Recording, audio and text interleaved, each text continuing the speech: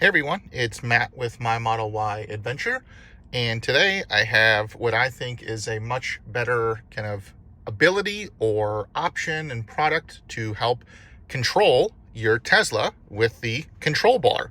I know I previously had a video that had like a Tesla dock that was installed here at the bottom.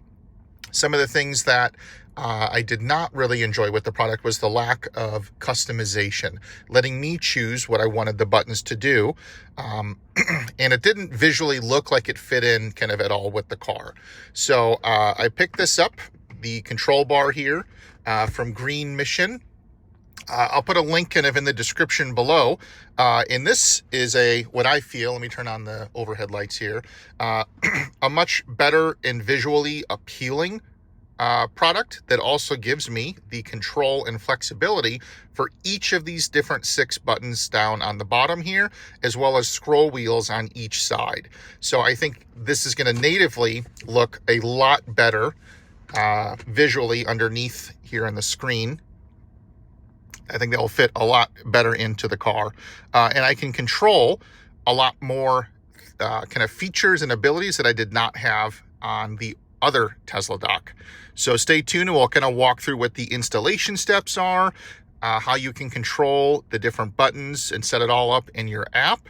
And then there's also a new firmware update that they are dropping sometime around the middle of December to address a lot of the concerns that folks may have had with features or abilities or issues with the app, and adding a whole bunch of new things. So stay tuned and we'll walk through all of it.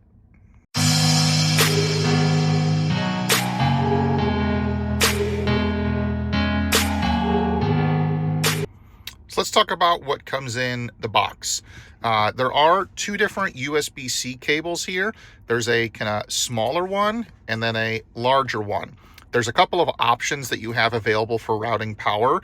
You can either route it to the glove box or kind of along the edge of the center console here and plug into the rear USB-C port. Kind of whatever option you wanted to use. It does include a box in here that has a ton of clips that you can also use to secure the wire and kind of hide it. And then there's also a USB splitter that's in here that allows you to plug in the dash. Let me pull it out here. So you can plug in one end into the car, and then you got the splitter here that you can plug in your USB Sentry, and then the other part, the USB power for the Ctrl-Bar. So you don't even need like a separate like USB splitter. You can use it all with this. Now I also purchased a separate USB splitter that I have. There's a box over here that I got from Amazon. It's a little hub because I'm going to put also a charger for the portable portable power bank that I can keep in my dash. I have an extra USB-C or USB port for like a game controller that I can plug in. So I wanted a little more flexibility. So I'll drop a link for this also in the description. I think this was like $12 on Amazon that you can just kind of install right over there. And then there's also within this little box some stickers. Here are some examples of kind of what they look like. There's 2 sets. There's also another set of stickers. And this is going to cover all of the different capabilities that we'll walk through of what you can set up with this Ctrl-Bar. So awesome to see kind of that flexibility there. And then the last part is another set of 3M double-sided adhesive. And then there's also some alcohol pads in here. If I can pull one out. There we go. You're going to use this to basically clean the bottom of the screen right here. So you're going to clean the front side, the bottom part of it, because the tape that's already on here, you want to have a good secure kind of connection. So that way when it is mounted on here, you don't have to worry about it kind of falling off or doing anything. Looking at the actual Ctrl-Bar, let me get a better grip on it here. So there's a scroll wheel on the left side, scroll wheel on the right side, 3 buttons on each side that you can customize to kind of your heart's content of what you want the different capabilities to use. And in the middle is a little LCD screen that will kind of cover. On the back, on one side is for the power. And then on the other side, this is the power side. You can even see it says right here, well, maybe you can see it, PWR for power. And on this side is accessory. So you do get another USB-C port here that you can use. You know, I, for example, have on each side the MagBack wireless charger that I can use to hold my phone, charge it at the same time. My wife can do the same thing. But it gives you the option if you wanted to run, you know, say, for example, you're installing a MagBack charger, maybe on your driver's side here, you can just run the wire to the back underneath here to plug in the control bar, versus me, I have the wire hidden and just runs into here in my center console, plugged in for each of them. So it gives you a lot of flexibility if you wanted to do that as well. So let me grab kind of the alcohol pads. I believe there's 4 of them in here. I can see one underneath here and then 2 of them over here. So I'm going to use these just to clean the bottom of the screen. So that way when I put the control bar on, I'm going to have a great connection. I'm not going to record that because it's just simply taking the pad out, rubbing it at the bottom of the screen, using that to clean it. So I'll be right back after I clean that, and then we're going to go through actually installing the control bar to the bottom of the screen. So I've cleaned the screen. I've also removed the red backing to the control bar. And you're basically going to slide this up underneath and kind of mount it into position. Now, once you kind of get it into position, let me put it up on both sides here. It's basically going to mount in between the edge of the screen here on one side, the same on the other. And then you just want to kind of push it for a couple of seconds. You don't want to push too hard so you don't damage this or your screen, but you want to make sure there's kind of a nice good connection. You can see going around, feels pretty good.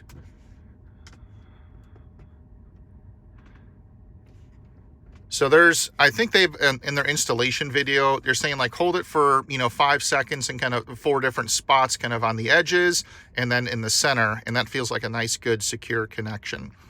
The next part we want to do is figure out how we're going to run the wires. Now, in my case, I'm going to run the wire from the right side and the back, which is for the power, over into the glove compartment where we're going to put in that USB kind of splitter, whether you're using the one that comes in the package or the separate, USB hub that you can plug everything into. Let me open up my glove box. I have a pin on it. I don't want to show that, but I'm going to open it up and then I'll kind of walk through how you can run the wire to kind of do your best to make it hidden. So looking at my glove box, I have a USB device plugged in for the Sentry and dash cam. I'm just going to unplug that, and then you can see there's the USB port. I'm going to take the hub or the kind of USB splitter that's provided in the box, plug that into there, and then you can plug in your Sentry or your USB kind of device. So I'm kind of doing this while holding the phone so I can see the ports. Move the stuff out of the way there. There we go. So that's all plugged in. And then we want to plug in the power cable. So I have the shorter of the 2 cables that came in the box. I'm just going to find one of the ports down here.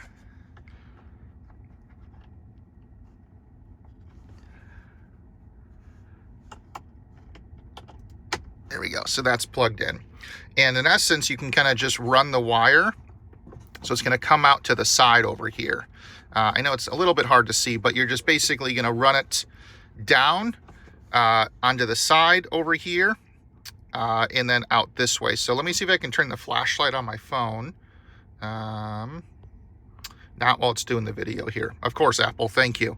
Let me turn my flashlight on or get a light here so I can kind of show where the wire routing is. All right, much better.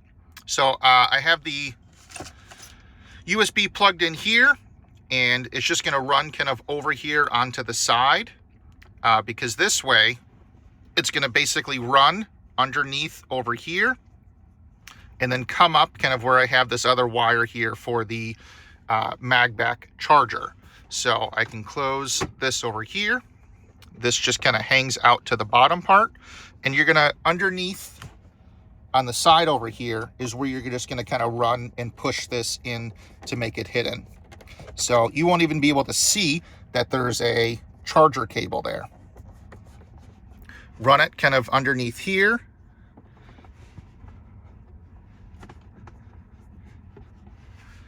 And that's all hidden, tucked away, very nice.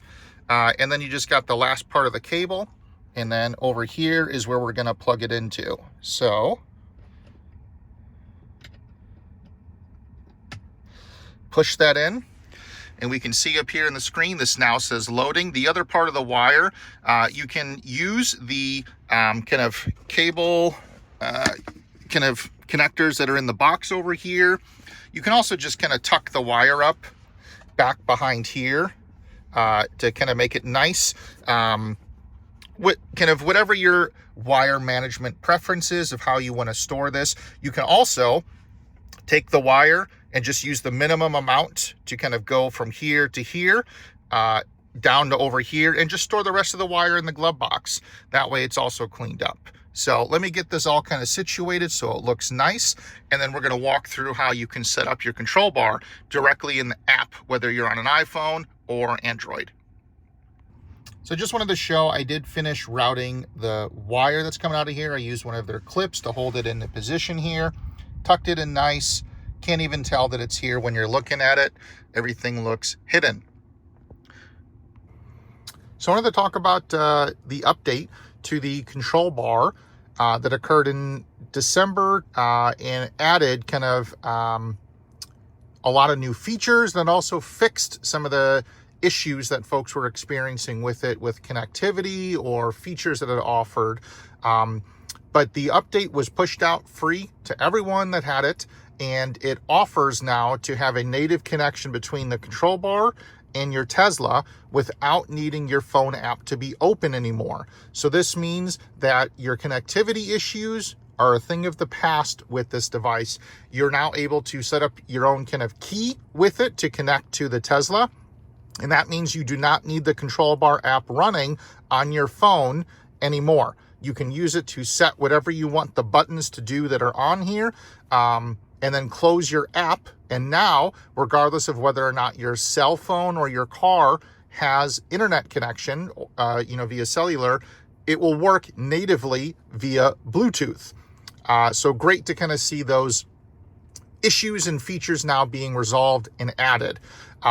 So one of the things that the control bar offers that was an issue before is a LED light. So under here, there's a LED. You can kind of see it reflecting off my finger. You can change colors, and now it will remember whatever your settings were. So it's as easy as, I have mine set to button 4. You can come over here, change the various colors that are offered. You can also change the brightness all, through kind of these different scroll wheels. So it's awesome to kind of see that added and offered within here. So the HVAC syncing is kind of working as expected, where whatever value you see here will also show on the screen here, and vice versa. So let's say I bring it down to 68. We can see now the screen on the control bar as well as on here are reflecting the same value. Increase it, say, up to 72. Syncing kind of back and forth between those. Some other devices or other docks that are out here don't kind of have that same capability, where they're not going to sync between them. And let me turn the lights back on so you can kind of see the control bar a little bit better here. So let's look at what some of the buttons can do on the vehicle. So I've set up a few of these buttons, all 6 of them, to do different things. So this first one here, seat heater low. Now you may be seeing the seat heater icon is not illuminated. Well, just for show, I've actually set up that button to control the heaters in the rear seats. So it's on low, it's on medium, it's on high, off. And you can set up the heater to be any combination you want. You can do the entire car, all seats. You can do just the driver's seat, just the passenger, maybe just the rear left and the rear right. Entirely up to you how you want to configure it. The second button here actually popped open my driver's side door. So just to show, I'm going to hold the phone here. I'm going to press the button again. You can kind of see if I raise up my hand, here you go. In the reflection, I'm just going to press the button right here. Popped opens the door.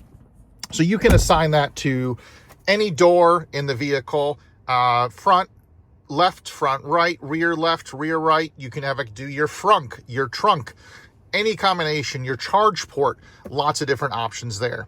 The third button here actually splits and unsplits the climate control.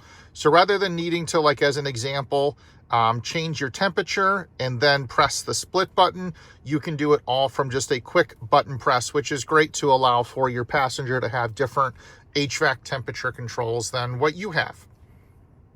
Fourth button here, I actually set this up to control the LED light. So you can quickly turn it on, turn it off, just to get some extra light within the car. Very helpful at night to be able to see things. Fifth button here, I actually have for some media controls. So I'm just going to play a song here. I'm going to turn down the volume actually, just so I don't get copyright strike. But you can have media control. So as an example, I have the sixth button here to go to the next song. You can see it's changing the songs here within the media player. The fifth button I have to go back songs. So all natively integrated, and you can see it's changing those very quickly after pressing them. There's about a half-second delay or so after you perform an action, like pressing a button, changing the temperature, before it sends the command via Bluetooth directly to the car. So you can set up any combination of how you want to use the buttons. You can have it do things like locking and unlocking the car. There's a whole suite. I'll kind of throw up